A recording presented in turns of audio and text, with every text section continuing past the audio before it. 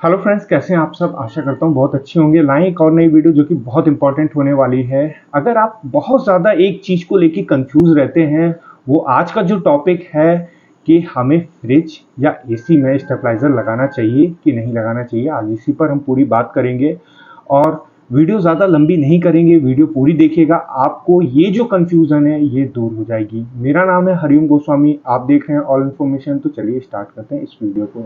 तो देखिए, सबसे पहले हम स्टेबलाइजर के लिए बात कर लेते हैं कि आखिर स्टेबलाइजर का काम क्या होता है। तो देखिए, स्टेबलाइजर क्या करता है, जब वोल्ट जो है जो हमारे घर में सप्लाई होता है, तो वो क्या होता है, जब जैसे लाइट जा रही है बार बार या लाइट जाने के बाद फ्लक्चुएशन बार बार हो रहा है, तो उसको क्या है, वो कंट्रोल रखता है और वो जिस चीज से कनेक्ट होता है उस चीज को सेव करता है। तो ये होता है स्टेबलाइजर का काम। अब बात आती है कि हम लोग अलग अलग डिफरेंट डिफरेंट एरिया में रहते हैं, तो समझ लेते हैं कि हम जिस एरिया में रहते हैं क्या वो हमारे लिए स्टेबलाइजर लगाने वाली जगह है कि नहीं।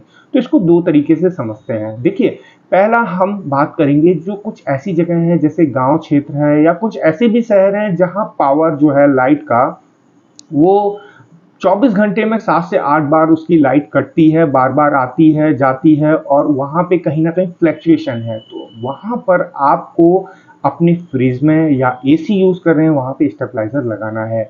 उससे फायदा क्या होगा मैं आपको बता दे रहा हूँ। अगर आप कोई भी इन्वर्टर टेक्नोलॉजी का अगर फ्रिज लेते हैं या एसी लेते हैं, तो बात करेंगे अगर आपका एस फ्रिज है इन्वर्टर टेक्नोलॉजी का, तो वो पीसीबी पे आपका वर्क करता है, इसीलिए वो इन्वर्टर टेक्नोलॉजी पे काम करता है। अगर बार बार लाइट जा रही है, फ्लक्चुएशन हो रहा है, तो क्या है, पीसीबी पे लोड आएगा।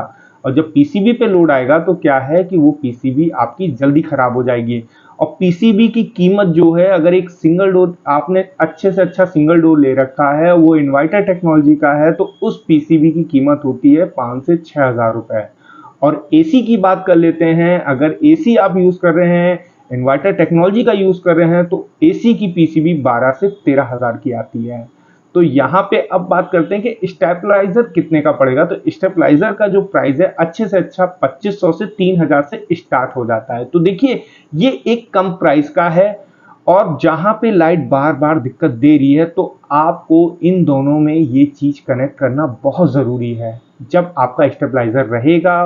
क्योंकि देखिए, जब लाइट बार बार जाती भी है आती भी है, तो ध्यान रखिएगा, भले फ्लक्चुएशन नहीं हो रहा है, वहां पे भी पीसीबी के जो कंडेंसर होते हैं उन पर दिक्कत आती है, जल्दी खराब होते हैं, 1-1.5 साल बाद खराब हो ही जाता है अगर लाइट बार बार जा रही है। तो वहां पे प्लीज आप स्टेबलाइजर लगा लीजिए। स्टेबलाइजर क्या होगा कि अगर ऐसा कुछ हो रहा है तो सबसे पहले ये लोड जो है स्टेबलाइजर अपने ऊपर लेगा और आपका जिस पार्ट कनेक्ट होगा वो आपका सेफ रहेगा।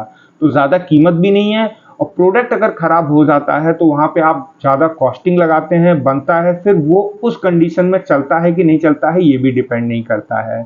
अब हम बात कर लेते हैं कि ऐसी जगह जहां पे लाइट परमानेंट आ रही है, कोई फ्लक्चुएशन नहीं हो रहा है और एक रूटीन में लाइट चल रही है, तो क्या है, हमें यहाँ पे फ्रिज या स्टेबलाइजर में लगाना चाहिए। तो देखिए, मैं आपको बता दूं, अब जितना भी इन्वर्टर टेक्नोलॉजी आ रहा है, चाहे वो एसी हो चाहे फ्रिज हो, इसमें ध्यान रखिएगा स्टेबलाइजर इनबिल्ड नहीं होता है। बहुत लोग कहते हैं इनबिल्ड होता है, वो पीसीबी होती है, पीसीबी अपडेट होती है, पीसीबी ही फ्लक्चुएशन को कवर करती है।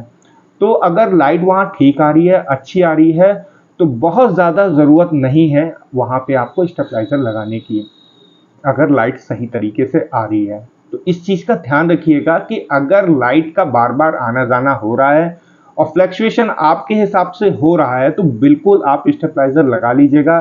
स्टेबलाइजर का काम सबसे अच्छा यही है कि आपके प्रोडक्ट को वो सेफ रखेगा। और जहां एक वेरिएबल स्पीड में लाइट आ रही है, तो बहुत ज़्यादा इंपॉर्टेंट नहीं है, क्योंकि आप और भी गैजेट्स इस्तेमाल करते होंगे, वो नहीं खराब हो रहे हैं, तो आप बेहिचक होके आप फ्रिज भी यूज़ कर सकते हैं, एसी भी यूज़ कर सकते हैं।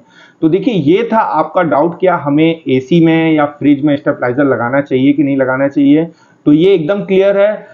अगर कुछ भी इस चीज़ से रिलेटेड आपको पूछना होगा तो मुझसे कमेंट बॉक्स में पूछ लीजिएगा। मिलते हैं नेक्स्ट वीडियो में, तब तक के लिए धन्यवाद।